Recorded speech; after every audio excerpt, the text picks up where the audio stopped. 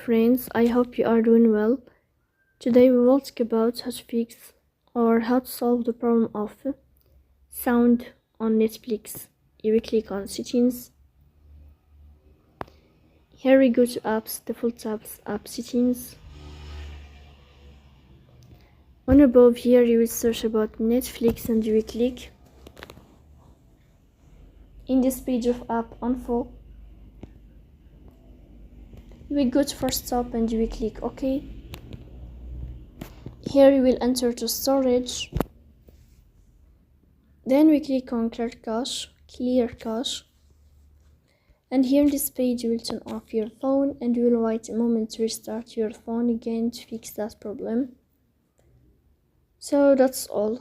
Don't forget to support us by like and subscribe. See you next time in another video, and thank you for your watching and your attention.